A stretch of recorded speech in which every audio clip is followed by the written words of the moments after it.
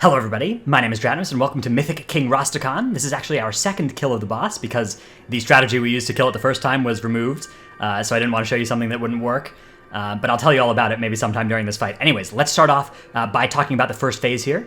So there are these three enemies, the Headhunter and the Prelate, who don't do much of anything, they just do a dot, and the Seal of Purification that you need to run away from. It's like a laser that follows you that leaves some fire on the ground, no big deal.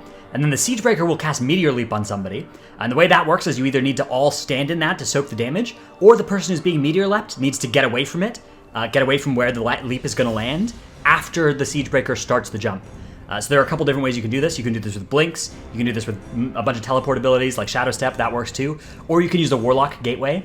So you'll see we have this Warlock Gateway set up here, and that is designed for people who get targeted by that ability to be able to get away from it.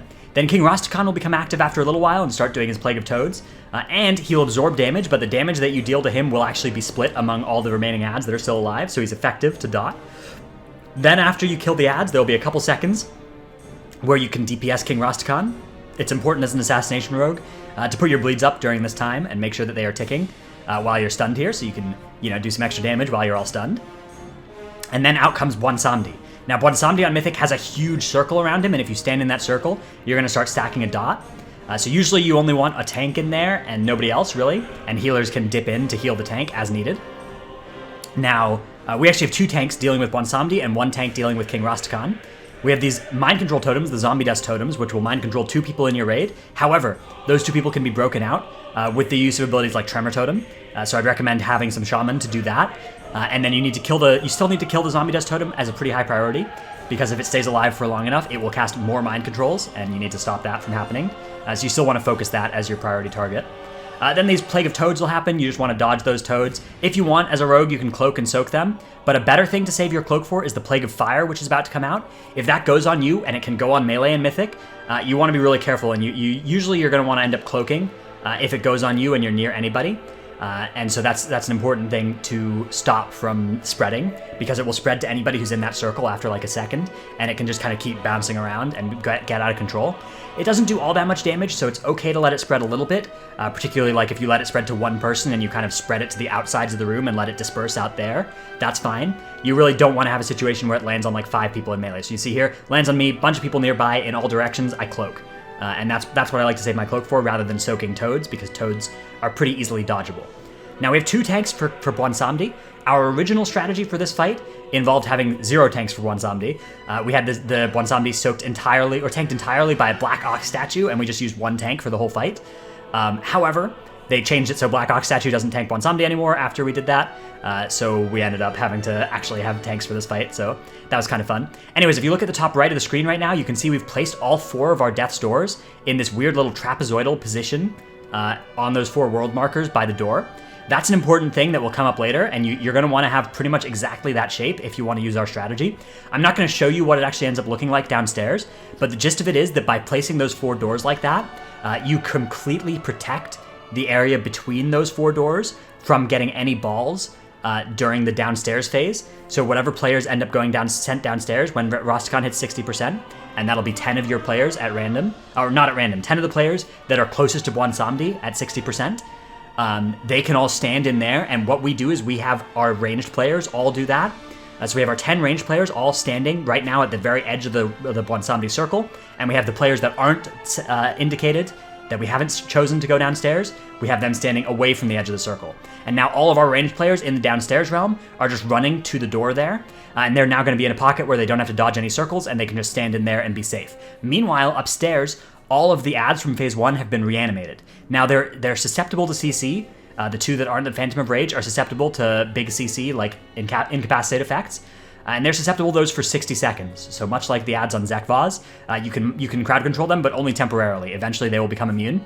What we like to do is we like to actually crowd control the 2 that aren't the Phantom of Rage and focus some damage on the Phantom of Rage. You don't actually want to kill it until people come back from the Bwansamdi realm, so you don't want to kill it all the way, but you do want to do some good damage to it and get it nice and low, and you're going to want to kill off those adds as soon as possible once everybody returns from the dead realm, the Bwansamdi realm.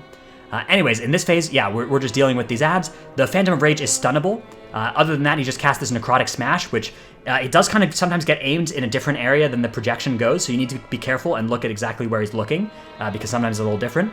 He is stunnable, so you can stun him for some value, but he will recast the Necrotic Smash afterwards. However, if you're an Assassination Rogue and you're playing Internal Bleeding like I am, you might find that to be a DPS increase, so that's something to be aware of. Anyways, you'll see here we've got a Plague of Fire spreading. The Phantoms of Slaughter and Retribution have broken out of their CCs now, so we're dealing damage to them. They have a couple of abilities. Grave Bolts are interruptible. Focus Demise is not interruptible, except if you're the person who's being targeted by it, and then you can interrupt it, so that's a cool thing to do if you are targeted by that and have access to an interrupt. And so yeah, our focus now is we're just trying to kill off these Phantoms. I'm keeping my dots on all targets and just kind of spreading them around, doing as much damage, doing as much 4-target damage as I can here. You'll notice that since I'm playing double dose traits, I'm not using Fan of Knives, even though there are 4 targets. That's how you're supposed to do this. You only want to use Fan of Knives on 4 targets, of course, as Assassination Rogue with double dose to spread poisons, and you don't want to do it for just the rest of the time. If that is news to you, you should check out my AoE rotation part of my Assassination Rogue guide, which is also on this channel. Now here comes Inevitable End. This is a 10-second long channel where you just need to stay away from Rastakhan and he'll pull you in. If you get close to King Rastakhan, in that circle, you're just gonna die instantly. There's no recourse to it. There's no, like, Cloak of Shadows won't save you. None of that. You're just dead. So be careful of that. It's better to take anything else other than get near the circle. However, don't panic.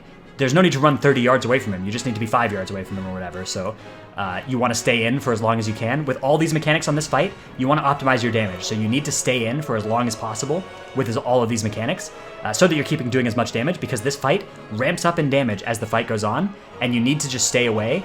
You need to stay as close as you can to the boss. You need to stay near as many mechanics as possible. And you just need to push your damage, because this damage ramps up as the fight goes on, and those Scorching Detonations are going to end up killing everybody because the damage is increasing every time. You're also dropping more and more of these Death's Doors, like you see I'm dropping one here, and they will spawn these balls, and you'll just end up having less and less space in the room, so you need to be careful of that. You need to make sure that you're kind of... It's really the tank's job to make sure the boss is held in kind of as central a place. You need like an open space, but you also don't want to pollute your most open space and kind of... Like, you don't want to go in the middle of an open space. You kind of want to be in an open space that's near a closed space so that you can keep dropping rifts just slowly towards the areas where there are already rifts, rather than polluting the middle of your safe space and just removing your safe space as soon as possible. So that's how I recommend tanking this fight, is just kind of moving it from like safe-ish place to safe-ish place, rather than just moving it to the safest place and then making that dangerous and then there are no safe places left. You'll see this Plague of Fire ended up spreading around a little bit more than we would have liked. It's pretty annoying. You need to be careful of that. I didn't have Cloak available to prevent it from spreading off of me there, which would have been a good thing to do. You'll see we've got a nice double Venn diagram here of Spirit Link Totems, preventing a lot of damage on us here and saving that the Scorching Demise from killing us. But yeah, so here just comes another Inevitable End. You'll see now we're really running out of space. There's so many Death's Doors here, pumping so many balls out that all need to be dodged. And now I'm just looking for an opportunity. I'm just looking for the way to stay on the boss as much as possible here. See, I got a Plague of Fire. I cloak that. I'm looking for an opportunity now to Shadow Step Rastakhan, but it doesn't actually come up. I don't want to Shadow Step into all those balls, into those Plague of Toads. So I end up not using my Shadow Step to stick on the boss. I think I might have been able to. I think I might have still had Cloak running, so that might have been a mistake from me. But yeah, just the goal here is stay on the boss, do as much damage as possible, dodge what has to be dodged, but don't... There will be a lot of players in this spot. A lot of people have an instinct to just not do any damage here and avoid all the mechanics, and if you do that, you're going to wipe. You need to do as much damage as possible. So that's how this works. Yeah, anyways, here you go. You can see the boss ends up falling down eventually here on this last Scorching Detonation. About half the raid is dead, but that's not too bad, and another half dies at the end of that Scorching Detonation, but the boss luckily dies first.